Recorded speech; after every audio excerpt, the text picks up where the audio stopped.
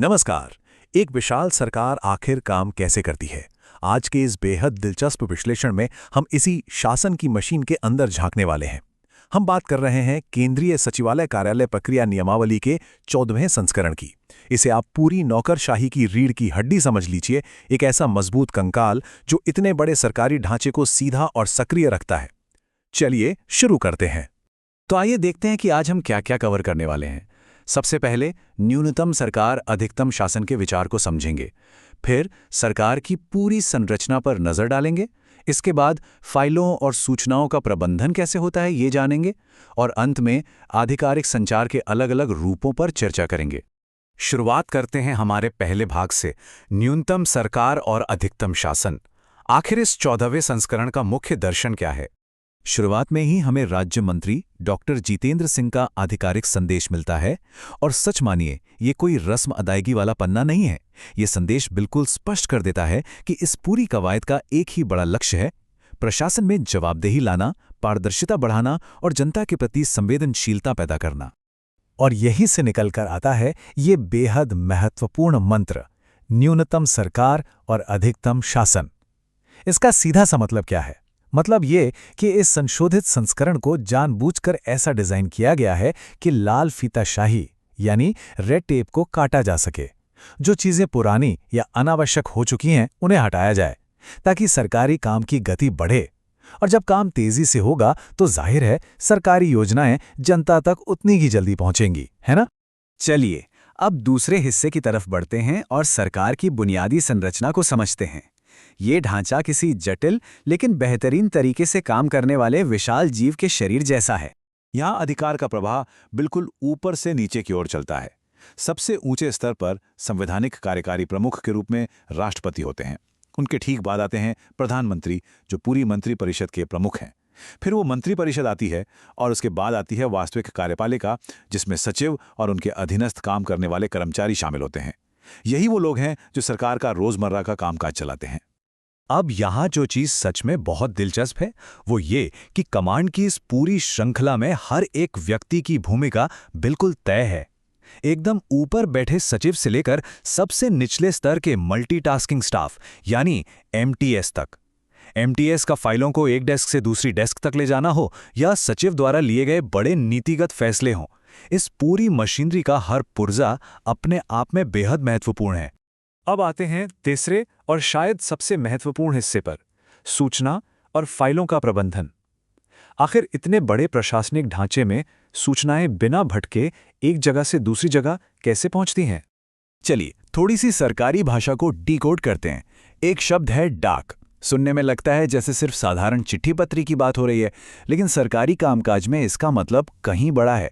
किसी भी कार्यालय या विभाग द्वारा प्राप्त किया गया या बाहर भेजा गया कोई भी आधिकारिक संचार डाक कहलाता है। सच कहें तो यही डाक सरकार के रोजमर्रा के कामकाज की जीवन रेखा है।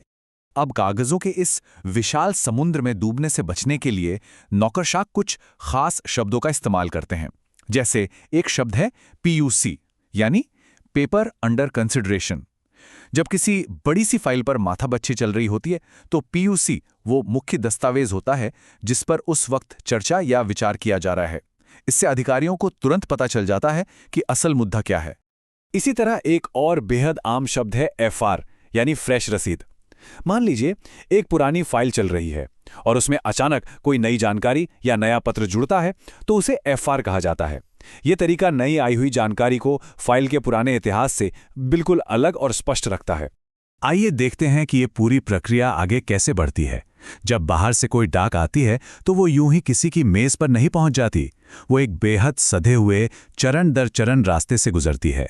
प्रारंभिक स्रोत से लेकर डायरिस्ट तक, फिर डीलिंग हैंड, वहां से अधिकारी और अंत में संबंधित अनुभाग तक। ये तय रास्ता सुनिश्चित करता है कि कोई भी जरूरी कागज बीच में गायब ना हो। इस आधिकारिक प्रक्रिया को देखकर आप समझ सकते हैं कि दस्तावेजों के भौतिक रूप से आगे बढ़ने को भी कितनी सख्ती से मानकीकृत किया गया है। जानकारी खोने की कोई गुंजाइश ही नहीं है। ये प्रक्रिया इस पूरी व्यवस्था के लिए एक अचूक नक्शे का काम करती है। अब जरा नियमों की बारीकी देखिए जो थोड़ी हैरान भी कर सकती है। क्या आप जानते हैं कि फाइल में छेद हमेशा बाईं ओर ही होना चाहिए? जी हां, और कागजों को दाईं से बाईं ओर टैग किया जाना चाहिए। और अगर कोई फाइल 150 से 200 पन्नों से ज्यादा मोटी हो गई तो तुरंत एक नया वॉल्यूम 2 शुरू करना अनिवार्य है। सुनने में ये बातें बहुत छोटी लग सकती हैं, लेकिन सच तो यह है कि यही वो अत्यधिक बारीकी है जो इस विशाल नौकरशाही को अपने ही वजन तले दबने से बचाती है। हर चीज की एक जगह है और हर चीज बिल्कुल अपनी जगह पर होनी चाहिए। फाइलों की रफ्तार तय करने के लिए बाकायदा ग्रेडिंग सिस्टम है, जैसे इमीडिएट, प्रायोरिटी और टॉप प्रायोरिटी। लेकिन इसका सबसे दिलचस्प पहलू है फाइलों की कलर कोडिंग। मान लीजिए कोई फाइल संसद में पूछे गए सवालों से जुड़ी है, तो लोकसभा के मामले में उस फाइल का कवर लाल होगा और राज्यसभा के मामले में हरा। ये रंग दूर से ही चीख चीख कर बताते हैं कि ये काम सबसे जरूरी है, ताकि महत्वपूर्ण लोकतांत्रिक कामकाज सामान्य सरकारी देरी में ना उलझें। अच्छा, एक और बेहद सख्त नियम है जो मौखिक यानी जुबानी निर्देशों से जुड़ा है। अगर कोई मंत्री या बड़ा अधिकारी मौखिक आदेश दे दे तो क्या होगा? नियमावली साफ कहती है कि ऐसे किसी भी आदेश की जल्द से जल्द लिखित रूप में पुष्टि होनी ही चाहिए, और अगर वो निर्देश नियमों के खिलाफ लगता है तो अधिकारी को सचिव से स्पष्ट लिखित आदेश मांगना होता है। ये व्यवस्था जवाबदेही तो तय करती ही है, साथ ही लिखित रिकॉर्ड की सत्यता को भी बचाकर रखती है। चलिए अब हम अपने अंतिम घाव पर आते हैं, आधिकारिक संचार के रूप। ये विशाल मशीन अपने फैसले बाहर की दुनिया या आपस में कैसे साझा करती है? बाहरी निकायों से बातचीत के लिए एक सामान्य पत्र का इस्तेमाल होता है, जिसका लहजा बहुत औपचारिक होता है और शुरुआत महोदय या महोदया से होती है।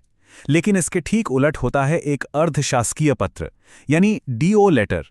ये काफी व्यक्तिगत लहजे में मैं का इस्तेमाल करते हुए लिखा जाता है। इसका इस्तेमाल तब किया जाता है जब कोई अधिकारी किसी दूसरे अधिकारी का व्यक्तिगत ध्यान किसी खास मुद्दे पर खींचना चाहता हो। कब किस प्रारूप का इस्तेमाल करना है, ये बिल्कुल स्पष्ट है। इसी तरह अगर किसी विभाग के भीतर कोई जानकारी देनी हो तो कार्यालय ज्ञापन यानी ऑफिस मेमोरेंडम का इस्तेमाल होता है। ये तीसरे व्यक्ति के लहजे में लिखा जाता है और इसमें कोई अभिवादन नहीं होता। लेकिन अगर एक विभाग को किसी दूसरे विभाग से सलाह, कानूनी राय या सहमति लेनी हो तो वहां अंतर्विभागीय नोट काम आता है। मतलब अलग अलग तरह के आंतरिक सहयोग के लिए पूरी तरह से अलग दस्तावेज बनाए गए हैं। तो इस पूरी चर्चा को समेटते हुए एक बड़ा सवाल सामने आता है जिसे हम सभी को सोचना चाहिए। हमने देखा कि गलतियों को रोकने के लिए सरकार का हर एक छोटा बड़ा काम कितनी सख्ती से नियमों में बंधा है, लेकिन इतनी सख्त और नियमों से बंधी नौकरशाही अपनी इस कठोर कार्यप्रणाली और नागरिकों की लगातार बदलती गतिशील जरूरतों के बीच संतुलन कैसे बनाती है। ये सख्त नियमों की स्थिरता और लोक सेवा की गतिशीलता के बीच एक ऐसा संतुलन है जो हमेशा एक चुनौती बना रहता है। इस दिलचस्प विश्लेषण में हमारे साथ जुड़ने के लिए बहुत बहुत धन्यवाद।